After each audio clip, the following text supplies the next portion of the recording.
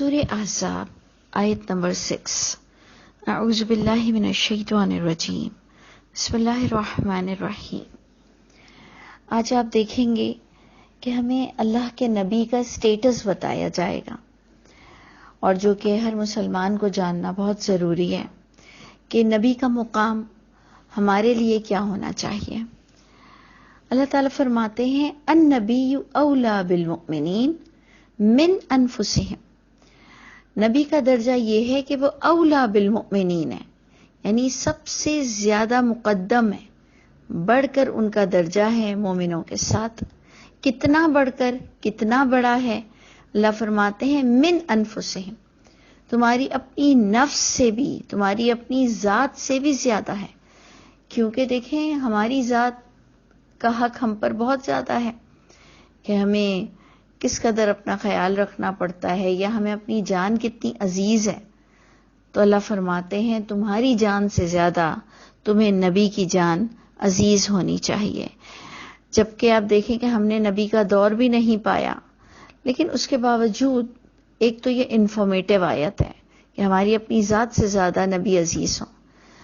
اور اگر آج ہم نے ان کا زمانہ نہیں پایا، لیکن آج اگر ہمیں اللہ کی راہ میں کوئی کام کرنا ہوتا ہے، اور خاص کر کے جو آج کل کا ایشو ہے کہ محمد صلی اللہ علیہ وسلم پر لوگ بہت الٹی سیدھی باتیں لاتے ہیں، یا وہی جو بھی کچھ آپ جس سینس میں بھی دیکھ لیں، تو ہم سب کو کس طرح سے ڈیفینڈ کرنا ہے، کس طرح سے ان کو اپنی ذات پر ترجیح دینا ہے، یہ اب انسان اپنے اپنے ڈائمنشن میں دیکھے گا کہ اسے کن لوگوں سے سروکار، وہ کن لوگوں سے جاتا ہے، وہ کن لوگوں میں اٹھتا بیٹھتا ہے، اور انہیں کس طرح سے اپنے طور پر جہاد کرنا پڑے گا۔ تو آپ غور کیجئے کہ نبی بہت مقدم ہے مومنین سے، ان کی جانوں سے زیادہ۔ وَأَزْوَاجُهُ، اور جو اس نبی کی بیویاں ہیں وہ اُمَّهَاتُهُمْ ہیں، ان کی مائیں ہیں۔ اب یہ ان کی مائیں ہیں، یہ ہم کس پہ جائے گا؟ مومنین پہ جائے گا، کہ اس نبی کی جو بیویاں ہیں وہ مومنین کی مائیں ہیں۔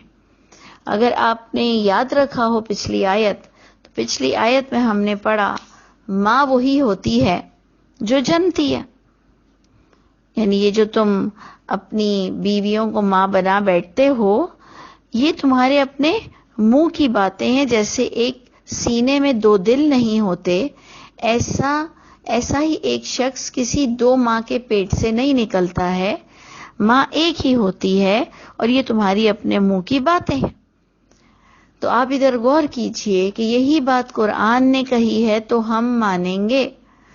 اگر یہ بات قرآن سے ہٹ کر کسی انسان کی لکھی ہوئی کتاب میں یہ بات لکھی ہوتی کہ جی نبی کی بیویاں مائیں ہیں، تو ہم کیسے مانتے؟ ہم کہتے اللہ کی تو کتاب بتاتی ہے کہ جو جنتی ہے، جو پیدا کرتی ہے، بس وہی ماں ہوتی ہے۔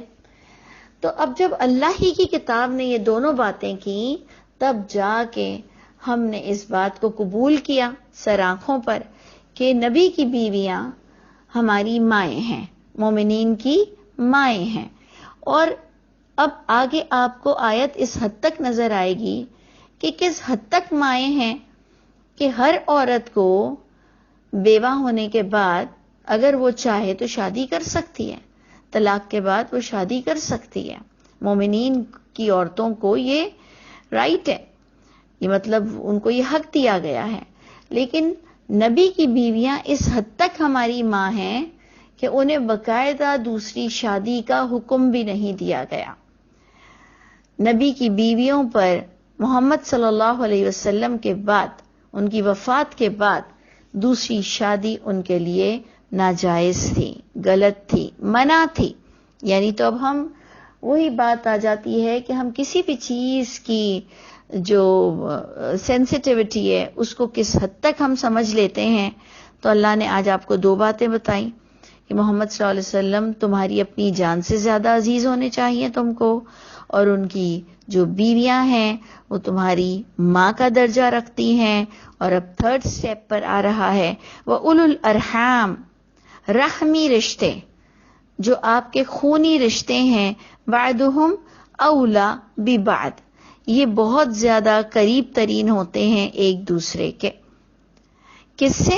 فی کتاب اللہ، اللہ فرماتے ہیں اللہ کی کتاب میں جو درجات دیے گئے، نبی پہلے نمبر پر اور تمہارے خونی رشتے دوسرے نمبر پر، اور پھر اللہ فرماتے ہیں کہ من المومنین والمہاجرین، ان سے جو ایک دوسرے مومن ہوں تمہارے ارد گرد کے، یا تمہارے مہاجرین بھائی ہوں، انصار ہوں، اس لیے کہ ہمیں یہ بتایا جاتا ہے کہ مہاجرین اور انصار نے آپس میں اتنا ایثار، اتنی محبت ایک دوسرے سے کی کہ اس کی مثال کہیں نہیں مل پاتی ہے کہ کس قدر انہوں نے اپنی ذات پر کو بھی اپنی ذات سے زیادہ ان کو پرائرٹی دی۔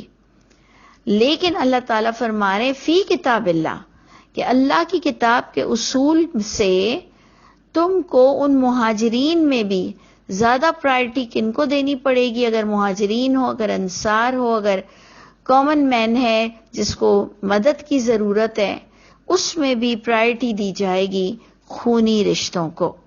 تو آپ دیکھتے ہیں کہ ہمارے شوہر کے خونی رشتے، ہم بیویوں کے خونی رشتے، تو یہ ایک ایسا تسلسل ہے، یہ ایک ایسا سلسلہ ہے کہ یہ جاری و ساری رہے گا، اور ہر ایک کو اپنے خونی رشتوں سے محبت رکھنی چاہیے، ان کا حق ادا کرنا چاہیے۔ یہ اللہ تعالیٰ مجھ کو اور آپ کو اس کی اویئرنیس دے رہے ہیں، اور فرماتے ہیں کہ دوسرے مومنین جو خونی رشتوں کے علاوہ ہیں، جو مہاجرین بھی ہیں، الا ان تفعلوا الى اولیاءکم معروفا، سوائے یہ کہ تم ان کے بھی ساتھ جو کہ تمہارے ولی ہیں، تمہارے فرینڈز ہیں، ان کے بھی ساتھ تم معروف طریقے سے پیش آؤ۔ تمہیں ان کے لیے بھی بہت کچھ کرنا ہے، اور آپ دیکھتے ہیں کہ ہم سب کی زندگی کا اصل مقصد کیا ہونا چاہیے کہ ہماری ذات سے کسی کو فائدہ پہنچے اور ہماری ذات سے کسی کو نقصان نہ ہو، ہم کسی کے لیے تکلیف کا باعث نہ بنے، اخلاق کی طرف سے بھی، فائنینشلی بھی، ہر لحاظ سے ہم کسی کو اپنی ذات سے ریلیف دیں۔ تو اس میں پہلے ہمارے رشتہ دار آتے ہیں، کیونکہ اگر ہر انسان اپنے اپنے رشتہ داروں کو دیکھے گا تو معاشرہ پرسکون ہو جائے گا۔ تو آپ دیکھیں بہت ہی خوبصورت بات جو کہ ہمارے کیریکٹر بلڈنگ پر بہت اثر انداز ہوتی ہے، اللہ فرماتے ہیں کان ذالک فی الکتاب مستورا، ہے یہ بات کتاب میں تحریر، یعنی اللہ کی کتاب میں یہ بات آپ نے بھی آج دیکھ لی کہ اللہ کی کتاب کی روشنی میں سب کے کیا درجات ہیں، اور یہ اللہ نے تحریر بھی کر دیا ہے۔ اب یہ بات بتانے کے بعد اللہ تعالیٰ فرماتے ہیں کہ ہم نے نبیوں سے کیا وعدہ لیا، اور یہ آیت ہمارے اوپر کتنی اثر انداز ہوتی ہے یہ بھی آپ نے غور کرنا ہے۔ اللہ فرماتے ہیں وَإِذْ أَخَذْنَا مِنَ النَّبِيِّينَ مِيثَاقَهُمْ، اور جب لیا تھا ہم نے، یا ہم لیتے ہی رہے نبیوں سے ان سے پختہ عہد، یعنی اللہ تعالیٰ نے جب کبھی نبیوں کو نبوت پر فائز کیا، اپنی خاص ڈیوٹی پر لگایا، تو اللہ نے ان سے پختہ عہد لیا۔ وَمِنْكَ، اور اے محمد صلی اللہ علیہ وسلم آپ سے بھی عہد لیا تھا اس نبوت کا۔ وَمِن نوح وَإِبْرَاهِيمَ وَمُوسَى وَعِیسیٰ ابْنَ مَرْیَم، ان نبیوں کے بھی نام لیے گئے کہ ان تمام نبیوں سے بھی ہم نے پختہ عہد لیا تھا۔ وَأَخَذْنَا مِنْهُمْ مِيثَاقًا غَلِيظًا، اور عہد لیا تھا ہم نے ان سے پختہ عہد۔ کیا عہد لیا تھا؟ آپ نے وہ قرآن سے دیکھنا ہے کہ وہ قوم تک انہوں نے پہنچے۔ آپ ہر نبی کا جب تعارف پڑھتے ہیں قرآن سے تو وہ یا قومی کہتے ہیں کہ اے میری قوم، اے میری قوم، اے میری قوم۔ اب جب ہم سنت کی بات کرتے ہیں کہ سنت کیا ہے، تو سنت یہ ہے کہ تمہیں بھی قوم تک پہنچنا چاہیے۔ اپنے گھر میں تو تمہیں تبلیغ کرنی ہے، یہ فرض ہے۔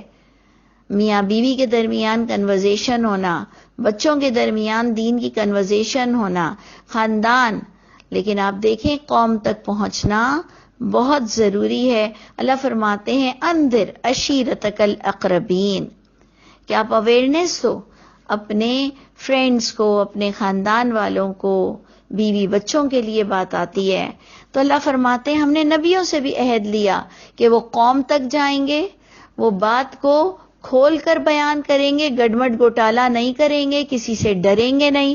آپ نے پہلے ہی آیت پڑھ لی سورہ احزاب کی، اے نبی اللہ سے ڈریے۔ تو اللہ سے ڈریے کس سینس میں بتایا جا رہا تھا؟ وہ تو بڑے ہی ڈرنے والے انسان تھے۔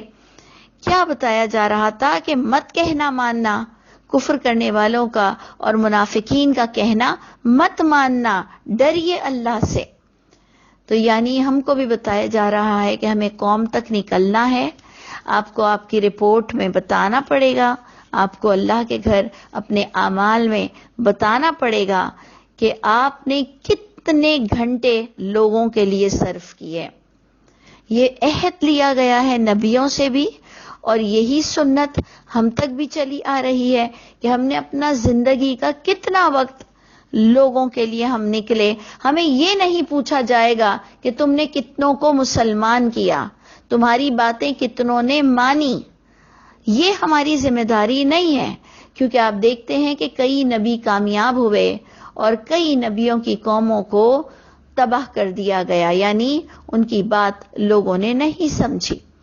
اس سے ہم کنکلیوڈ کرتے ہیں جب یہ بات، ہمارے ذمہ یہ نہیں ہے کہ ہم نے کتنوں کو کنونس کیا، ہاں ہمیں یہ بتانا پڑے گا کہ ہم نے اللہ کی سچی بات پیورٹی کے ساتھ کتنوں تک کنوے کیا، کتنوں تک پہنچایا۔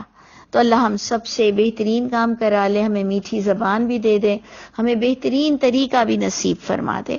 تو یہاں بات ہو رہی ہے کہ ہم نے نبیوں سے پختہ عہد لیا۔